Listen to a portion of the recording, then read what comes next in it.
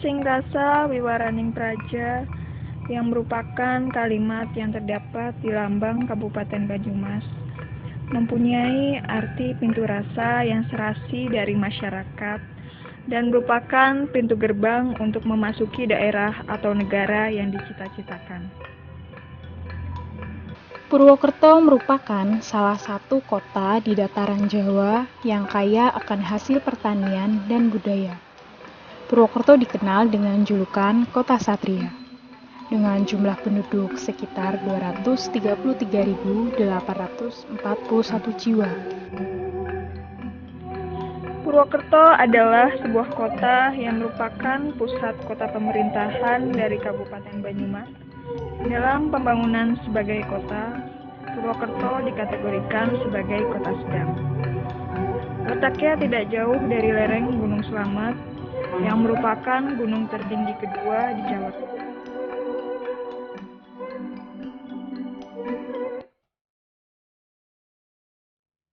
Purwokerto dalam sejarahnya pernah menjadi kota administratif yang kemudian kembali menjadi kota kecamatan. Peresmian Kota Purwokerto dilaksanakan pada tanggal 15 Januari 1983 berdasarkan Peraturan Pemerintah Nomor 36 Tahun 1982.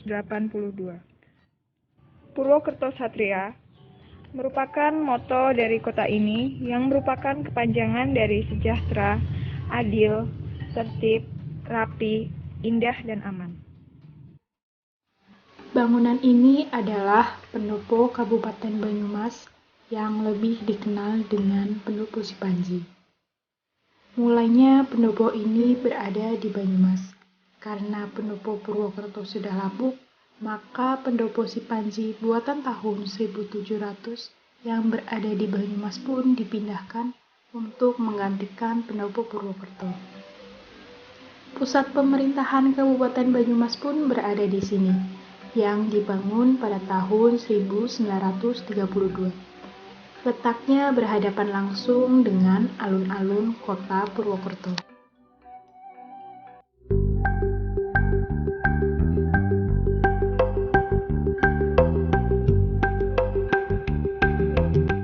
Nah, memang Purwokerto itu sebenarnya kalau dilihat dari alamnya, dari kondisi fisiknya,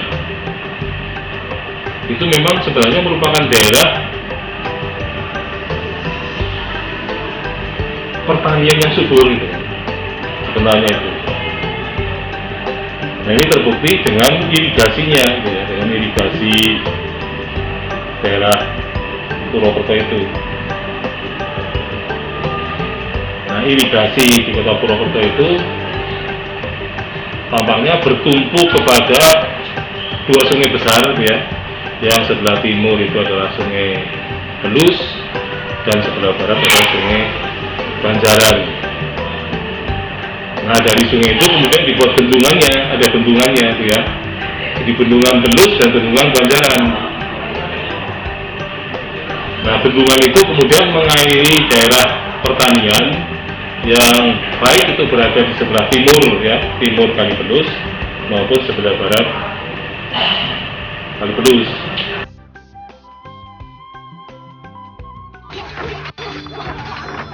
Mana ini kan? Setelah Perang Diponegoro berakhir tahun 1830, daerah Banyumas dan Kedu yang dulunya di bawah Kesultanan Surakarta dan Yogyakarta, kemudian terlepas dan berada langsung di bawah pemerintahan Hindia Belanda. Jenderal de Cock mengunjungi Banyumas pada bulan November 1831 dan dibentuklah Karesidenan Banyumas yang terdiri dari 5 kabupaten, yaitu Kabupaten Banyumas, Aji Barang, Purbalingga,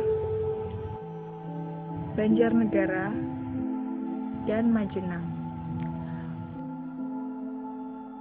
Kabupaten Banyumas pada masa itu terbagi menjadi 3 distrik, yaitu Distrik Banyumas, Adiraja Purworejo, dan Klampok.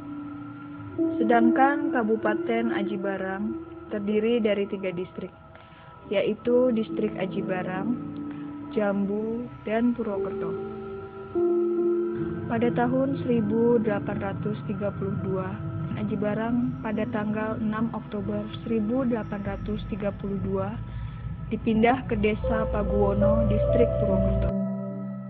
Jadi Purwokerto itu muncul setelah 1832 ya tahun 32 karena Kabupaten Aji Barang itu mengalami bencana alam, katanya angin ribut ya, selama 3 hari 3 malam, sehingga tempat kabupatennya itu rusak parah.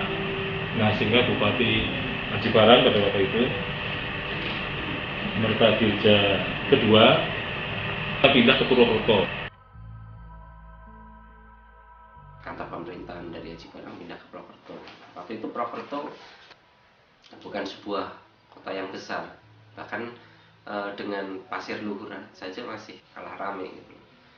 Purwokerto itu berada di Kebun Dalem ke sebelah timur ya. Jadi wilayah kotanya itu dari Kebun Dalem, pusatnya di Pasarwagi itu. Terus kotanya itu berada di sebelah timur Kebun Dalem. Jadi Kebun Dalem itu dulu pinggiran. Kemudian Purwokerto itu setelah adanya kantor kabupaten yang dibangun di Desa Paguwon itu kemudian membangun kota baru. Nah, di setiap kota yang dikuasai oleh Belanda itu memang biasanya ada kota lama, ada kota baru.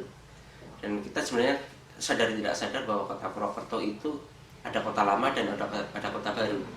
Kota lamanya itu berada di sekitar Pasarwagi itu, dan kota baru itu yang jadi alun-alun sekarang itu.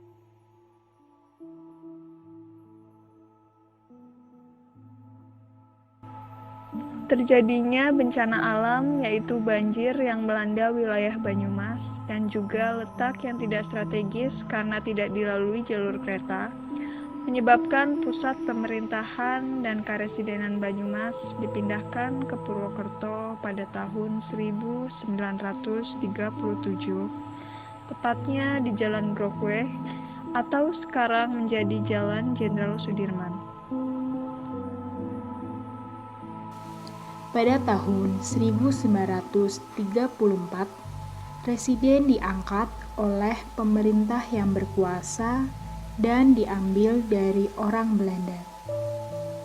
Presiden mewakili langsung Bupati, Wudana, dan Asisten Wudana. Setelah Indonesia merdeka, presiden barulah diangkat dari orang-orang pribumi. Pemerintahan Belanda ini dibagi menjadi distrik-distrik kecuali di Jawa. Distrik itu terkait dengan rentang kendali, baik luas wilayah maupun jumlah penduduk. Tetapi di Jawa ini rentang kendali menjadi parsialnya menjadi lebar banget karena jumlah penduduknya tinggi dan budayanya beragam, sehingga dibagilah per budaya itu oleh Belanda dengan namanya residen. Bangunan seluas 1,2 hektar ini adalah bekas rumah residen Banyumas, yang kini berfungsi sebagai rumah jabatan Kepala Bakorwil III.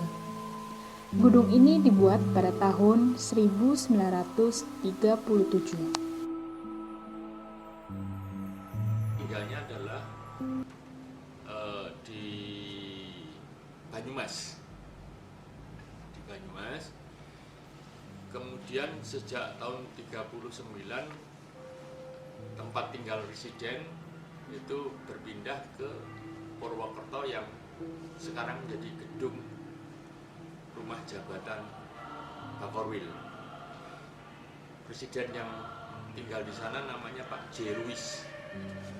Dia memerintah residen sejak tahun 39 sampai 41. Yang kemudian diganti dengan residen berikutnya. Dan kemudian Indonesia merdeka, maka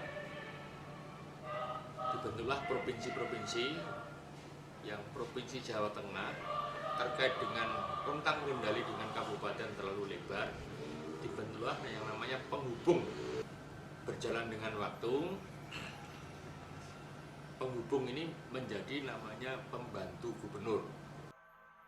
Sedangkan seorang asisten residen bertempat tinggal di Jalan Jenderal Sudirman atau yang sekarang menjadi Kodim 0701 Banyumas. Residen dan wakil residen atau asisten residen itu berbeda fungsi. Jadi residen itu istilahnya dia punya wakil di setiap kabupaten, dan fungsi dari wakil residen atau asisten residen itu mendampingi regen atau bupati, dan mereka berada di setiap kabupaten. Dia bekerja di sana, dibantu namanya asisten residen. Asisten residennya itu ada dua, satu di Purbalingga dan satu lagi di Banyumas. Di Banyumas itu sekarang bangunan fisiknya ada di Kodim.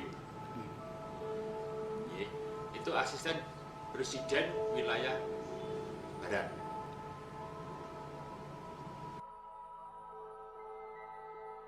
Kebijakan sistem tanam paksa yang dilaksanakan secara resmi pada tahun 1830 sampai 1870 dipandang sebagai era baru dalam kehidupan perekonomian di Banyumas. Melalui sistem tanam paksa inilah, pemerintah kolonial melaksanakan eksploitasi sosial ekonomi dan penetrasi kekuasaan yang lebih luas di daerah jajahannya. Sistem tanam paksa yang dilaksanakan ditandai dengan dibukanya beberapa jenis perkebunan yang secara langsung dikontrol oleh pihak pemerintah kolonial. Salah satu buktinya yaitu banyaknya pembukaan ladang tebu di Karesidenan Banyumas dan juga berdirinya pabrik-pabrik gula di Karesidenan Banyumas. Para pengelola perkebunan tebu dan pabrik gula di Karesidenan Banyumas pada tahun 1895 adalah maskapai Fort Exploited the Soical Fabric yang merupakan pengelola pabrik gula Kalibagor, dan Namloze Penascape Soical Fabric Kaliklawing yang merupakan pengelola pabrik gula Kalimana. Pengelola pabrik gula Klampok adalah Wanloze Penascape Kultur Maskapai Klampok, dan pabrik gula Purwokerto dikelola oleh Namloze Penascape Soical Fabric Purwokerto. Pabrik gula Purwokerto berdiri di lahan yang sangat luas, kemudian berubah fungsi menjadi istana olahraga, dan kini menjadi pusat perbelanjaan di Jalan Jenderal Sudirman. Pabrik gula itu adalah salah satu produknya politik tanam paksa. Jadi Belanda itu menguasai Nusantara pada waktu itu kan dia punya maksud, dia ingin menjajah, ingin mengeksploitasi dari kekayaan alam Indonesia. Tumbuhnya kesadaran peri kemanusiaan dalam hubungan pada masa kolonial melahirkan keinginan untuk memperhatikan nasib rakyat pribumi yang pada akhirnya menjadi program partai politik di negeri Belanda. Pandangan itulah yang kemudian melahirkan politik etis yang merupakan tanda balas budi terhadap bangsa Indonesia. Sistem pendidikan pada zaman pemerintahan Hindia Belanda didasarkan pada golongan penduduk menurut keturunan serta lapisan kelas sosial yang ada, menurut golongan kebangsaan yang berlaku pada waktu itu. Pendidikan pun sampai di Kabupaten Banyumas dengan berdirinya beberapa sekolah, antara lain yaitu Mulo, Sekolah Tionghoa, Sekolah Injil, dan sekolah rakyat yang ada di desa-desa. Orang timur asing, khususnya masyarakat Tionghoa di Purwokerto, bersekolah di Holland Chinese School atau Sekolah Tionghoa Belanda yang sekarang menjadi kantor Polsek Purwokerto Timur di Jalan Jenderal Gatot Subroto nomor 1. Dan juga ada Sekolah Injil yang sekarang menjadi SD Kristen Purwokerto. Untuk pendidikan lanjutan di Purwokerto, berdiri Mulo yang sekarang menjadi SMA Negeri 2 Purwokerto.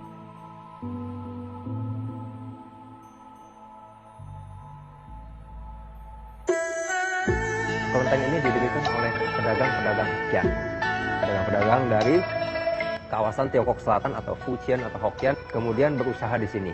Pedagang-pedagang ini pasti sudah eksis, pasti sudah cukup sukses, dan mereka kompak membentuk satu kongsi bersama-sama membangun yang disebut cultural center atau pusat komunitas yang juga menjadi pusat ritual ataupun ritual center untuk orang-orang Tionghoa dengan tujuan menghormati tiga dewa-dewi utama atau Trimulia dari Hoktaekgyo ini.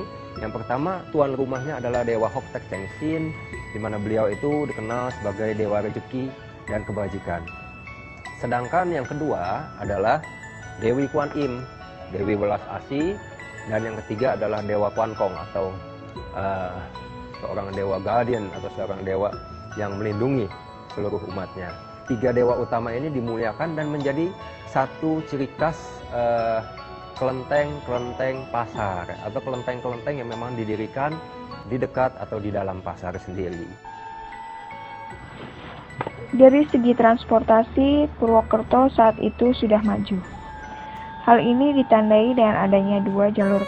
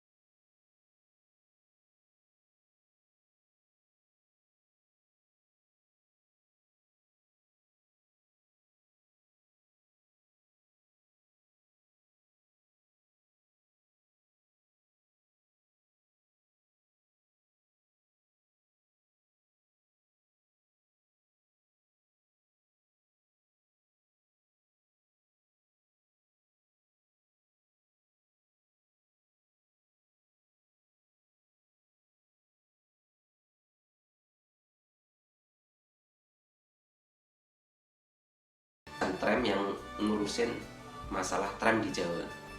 Salah satu usahanya itu yaitu jalur tram SDS, satunya SCS, satunya lagi SJS. Itu ada sekitar 4 lah.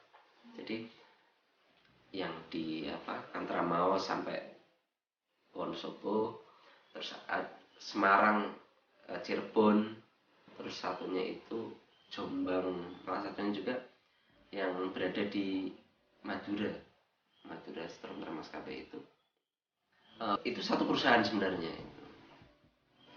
Jadi ketika ada inspeksi atau mungkin petinggi pabrik gula itu menginapnya di situ. Pada tahun 1914 sampai 1915, dibangun jalur kereta perusahaan kereta api SS. Jalur itu melintas dari Cirebon sampai Kroya. Pembangunan jalur kereta api ini dilakukan untuk mempersingkat perjalanan kereta api jalur selatan yang mengarah ke Jakarta. Stasiun utama kereta ini sekarang dijadikan sebagai stasiun kereta api Purwokerto.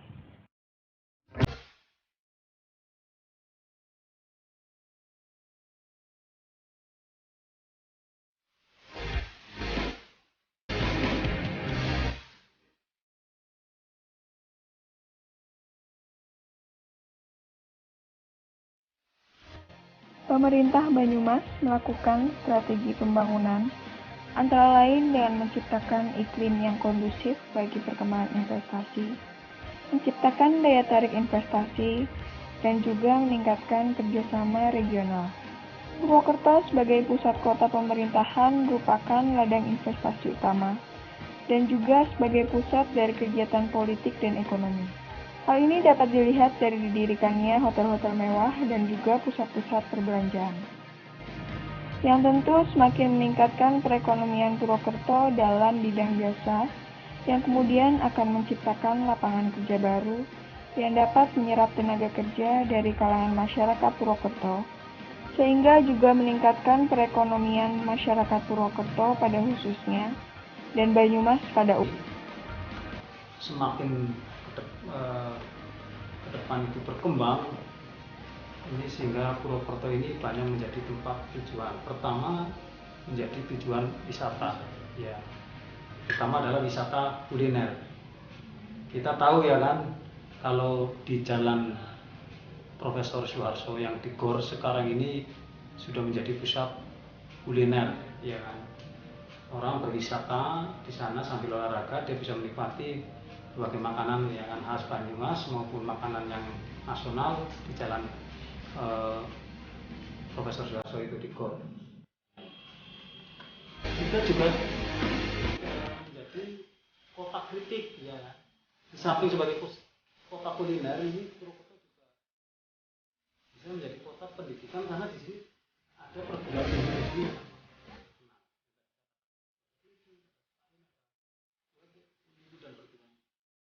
yang lain. Kemudian juga bisa banyak tempat-tempat wisata. Ya, kita sekarang mau dikenal ada Andang Pangenang, ya. Tamannya bagus.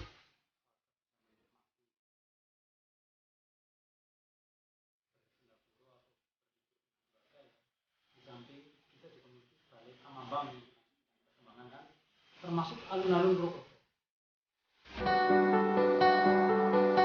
Setiap hari Minggu pagi di sepanjang Jalan Jenderal Sudirman, tepatnya di sekitaran alun-alun Purwokerto, siapapun dapat berolahraga, bersantai bersama keluarga maupun teman, dengan udara yang bebas polusi. Begitu pula di Gor Satria, muda, tua, bahkan anak-anak dapat berolahraga sekaligus menikmati aneka makanan serta dapat berbelanja dengan murah di sini.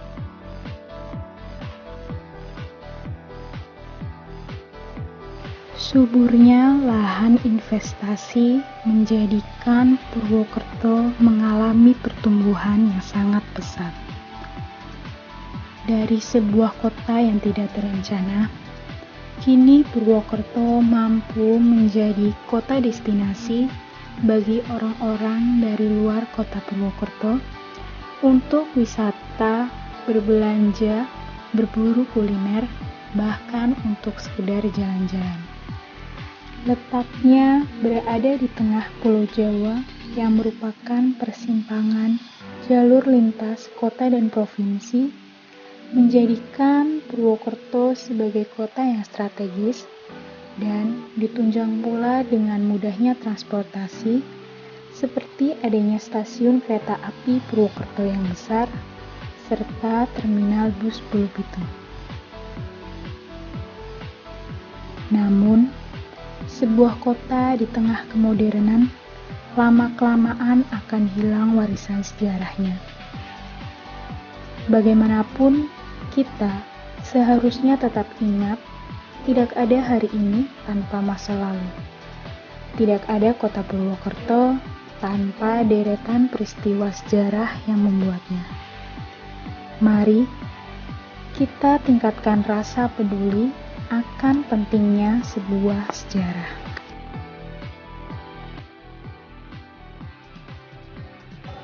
Ya, nanti ke depannya, ya, harapannya ini Purwokerto itu akan menjadi kota yang besar, ya, kota tujuan wisata, menjadi kota tujuan pendidikan, dan yang menjadi kota yang layak kota yang layak untuk anak-anak, ya, kota yang layak untuk orang belajar di sini.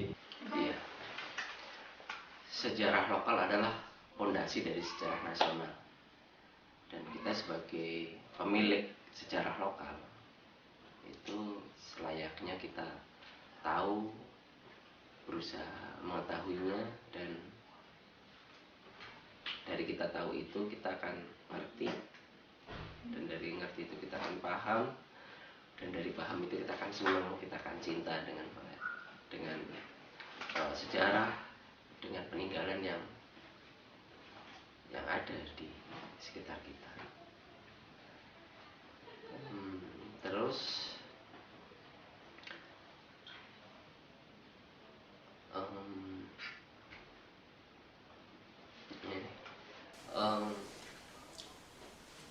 kenapa sejarah lokal kita harus paham dengan sejarah lokal yang berada di sekitar kita? Karena parahnya sistem pendidikan membuat kita tidak paham dengan sejarah lokal yang berada di lingkungan kita, dan itu lebih parah lagi ketika sejarah itu akan terulang, masuk ke lubang yang sama, dan hanya orang bodoh yang melakukannya.